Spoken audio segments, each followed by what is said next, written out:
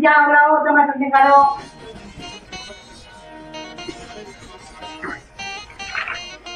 અહીં તો કરી દેજો